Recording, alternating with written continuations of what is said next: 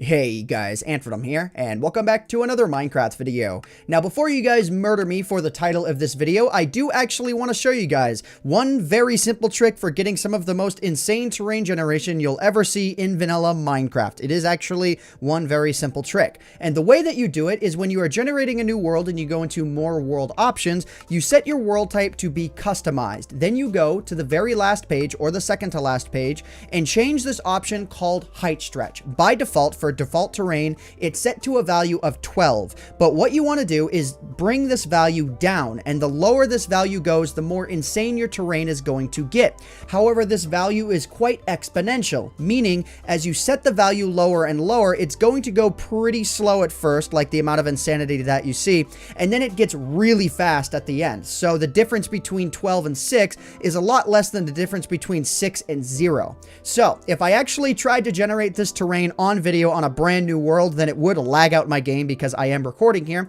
So I have taken the liberty of generating 5 of these, and I have cut the value in half each time. So let's go ahead and let's check out a stretch value of 6. Again, the default value is 12 for normal worlds.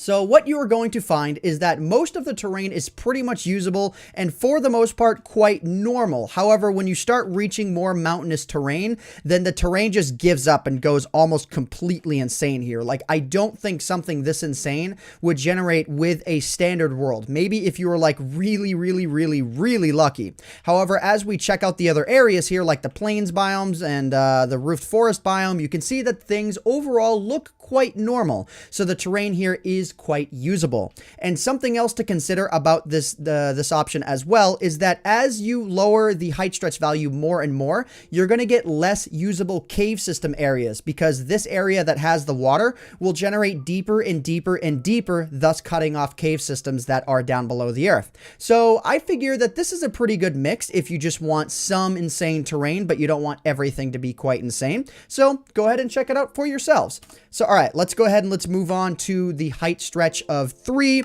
And this is where things start to look insane pretty much all over. So if we go ahead and we load this up here, again, it's taking a while to load even though I've pre-generated them. So this is where a lot of the terrain starts to give up. You can notice there are still some areas that can remain kind of flat, specifically plains biomes. Like, there's some areas that look kind of normal, but a lot more of the terrain is going absolutely bonkers here. You can see that everywhere that I look, there's like weird floaty mountains, even like these amazing sort of overhangs that are really at the top of the world here.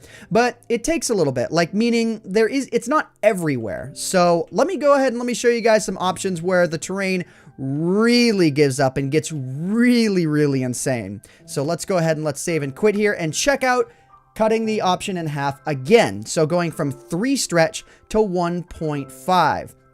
And again, this is where it's just like super insanity all around. And yeah, I mean, let's go ahead, like, look at this. This is a roofed forest biome that is on an insane amount of hills. That's just awesome. So again, like, even the plains biomes, they just can't really compete anymore. They're just going all over the place. So yeah, like, this is pretty nuts. So anyways, I think you might also be able to tell as well as that the oceans might be a little bit deeper, though I'm not too sure, but we will definitely see that with some of the more increased options. Look, there's actually a pyramid that is in the water over there. Oh my God, village. Wow. The village actually picked kind of a normal spot to spawn in. But yeah, you can see the terrain everywhere is just insane. So, okay, let's step into the second to last option, which is 0.75. So this is 0.75. Again, cutting the other option in half. And yeah, there is a noticeable difference between 1.5 and 0.75. So not even decreasing the number by 1. And yeah, it's insanity everywhere. Like, it's just everywhere, you know, just flying around here. Like, yeah, I don't even really know what to say at this point. It's pretty much overhangs all over the place. You can still see the sky though, but man, there isn't really all that much of it. So let's go ahead and let's just continue flying around here.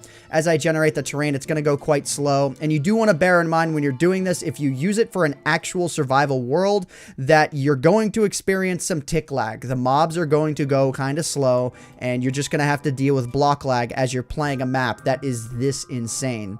So, all right, let's just go ahead and let's fly through here just a little bit more. You can just see it's everywhere. I almost can't escape the amount of mountainous terrain that there is here. And maybe I can't escape this. This is, yeah, wow. Okay, I'm going to have to fly all the way up if I want to escape this. So, pretty awesome. But there is one more option that I want to show you guys, and this is just bringing the option all the way down to 0. The lowest value that I believe you can set with this, because I don't think you can go into the negative. That would be weird. So anyways, let's go ahead and let's check out the option of 0. And this is just as insane as the terrain will get. It's lagging just as much as it possibly could. And funny enough, I generated this terrain spawning directly on top of a village.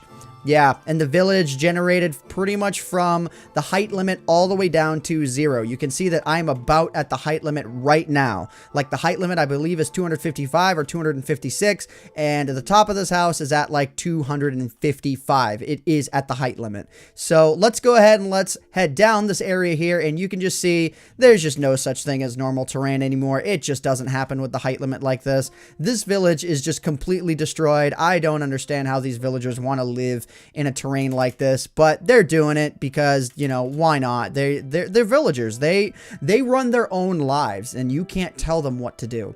So you can also see that when the height option is set to 0, you can actually see the bedrock down there. So if I go ahead and I do, I think, well, I'm not exactly sure offhand what the effect is for seeing underwater. I know it's not respiration. Might be depth strider.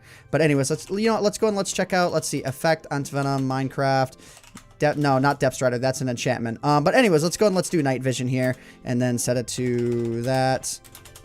Okay, there we go. So let's go ahead and let's check out underground here. Let's go into game mode 3, and you can really see just how much of the world is being cut into by these super deep oceans. Everywhere that you can see bedrock is because the ocean is cutting into it, or the water is cutting into it in some way. So you can really see just how much of your cave systems are going to be affected if you set the value to be this low. Now, some of the terrain will be there, like some of the ravines, some of the caves will make it, and you will be able to like actually get resources. All that stuff still generates, but maybe I wouldn't recommend this version for an actual real survival map. But either way, that was one simple trick to generate some of the most insane terrain you will ever see in vanilla Minecraft. And the beauty about this is that it will always work because Mojang's not going to remove the customize option, I don't think, anytime soon. So yeah, give it a try for yourselves and let me know with some of the results that you get.